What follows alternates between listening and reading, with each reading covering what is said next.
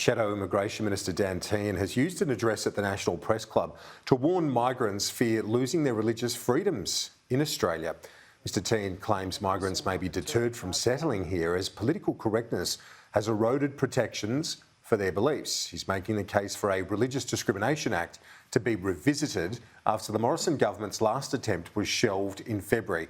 He says it's a major hurdle for attracting skilled migrants to fill critical workforce shortages. In a globally competitive world, that harms our ability to attract the migrants we need. When it comes to freedom of speech, freedom of religion, and the basic principles of justice, I'm deeply concerned this is already happening. We must protect the values that provide the foundation stone. Migrants come to this nation because we will protect them. Tehan joins me live in the studio now. Thanks for your time. Was this concern prompted by the case of Andrew Thorburn? Oh, look, it was one of the situations which made me think that it is incredibly important that we protect freedom of religion as a key value, as what underpins us as a society. Freedom of speech as well. I mean, one of the things that concerned me recently was Michael Rowland on the ABC breakfast show putting out a tweet defending having opposition MPs on his show. So the intolerance we're seeing when it comes to debating some of these issues, I think, is something that we do need to worry about, because it is those freedoms that we hold so dear that act as the beacon as to why migrants want to come here. And what we have to understand is the global population, as it continues to grow, so do those who have an affiliation to a religion. So if we are to continue to attract migrants to this nation, freedom of religion, freedom of speech, all those freedoms are going to be absolutely vital going forward. You pointed out that 70% of recent migrants have a religious affiliation in your speech, citing census data, whereas the broader population is about 55%. Right. So that is quite telling in itself. It is, and that's the reason why we have to protect those freedoms. And they're the values which underpin what makes us so great as a nation. And you start to lose those, and you start to lose the very foundation as to why migrants want to come here. And we are competing for global talent like we've never competed before. And it is those values that people come here. Migrants come here because they know they can be safe, and then they can be safe to practice the things that are dear to them, because individual dignity, individual respect, freedom of speech, freedom of religion, all are cause to who we are as a people and as a nation. You're a big football fan, an AFL fan, and obviously you would have been watching that episode closely. What was the major concern that you had there, and where was the main flaw in the system as far as you see it? Well, it's hard to see point to an exact flaw in the system, but what I think it does show that we do have to protect against religious discrimination, because ultimately in the end it was the court of really public opinion that just hounded the Essendon Football Club that I think in the end led them to not have to make a decision, but just to terminate the employment. And that, I think, should be a concern. And it should be a concern when all our religious leaders, whether they be Catholic, Anglican, Jewish, Islamic, are out saying that we need a Religious Discrimination Act, because they're looking at these things and watching them. And I think there is a growing concern about the protections in place. And that's why I think we need to act. Should there be bipartisanship on this as well? Do you think it's important for an act of this sort to have longevity? You would think that it's important there's a consensus around it. It would be great if we could have bipartisanship, and I know that all of us on the opposition benches would like to work with the government to get bipartisanship, because I think both sides of politics understand how important this is to us as a nation going forward. On the West Jerusalem question, the government's announced a shift back to the previous Australian policy. What's your response to that as a former minister and as a former diplomat yourself?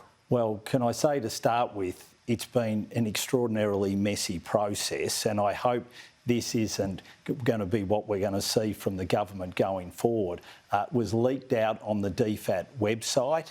The government then denied that this was the position. It sounds like then they had a cabinet meeting and then they have confirmed it is the position. So a very messy way to go about changing a policy, which I don't think stands us in very good stead internationally. I obviously support the position that we had, that the previous government had, and I could see no reason as to why the new government wanted to change it. And the way they've gone about it was extraordinarily messy. Penny Wong said it was politically motivated by Scott Morrison at the time to try and win Wentworth. Yeah, that's not true. It was a decision that was made by the government at the time because we thought it was the right decision to make. And you will have heard from the former ambassador to Israel, Dave Sharma, who was our candidate in Wentworth. It was a position that he backed from his time as ambassador in Israel. And I can see no reason, and there has been no arguments put from a new government as to why they've come out today and changed it, and especially changed it in such a messy way. Well, their argument is that it should be a final status issue, that it shouldn't be countries like Australia dictating what the capital is, that it should be a final status issue between those parties.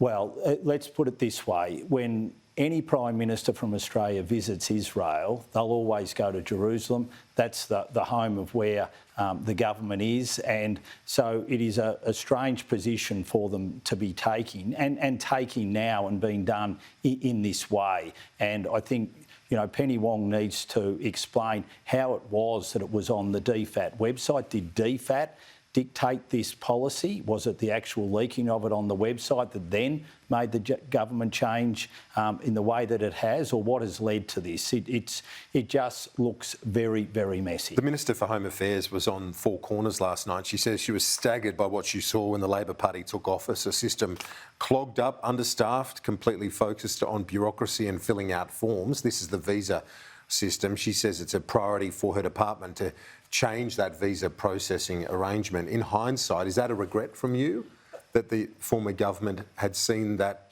system clogged up as badly as it was, given how important skilled workers are right now for us? Well, especially young skilled workers are incredibly important, and that should be at the heart of our migration program going forward, and that's why what I outlined in my speech today.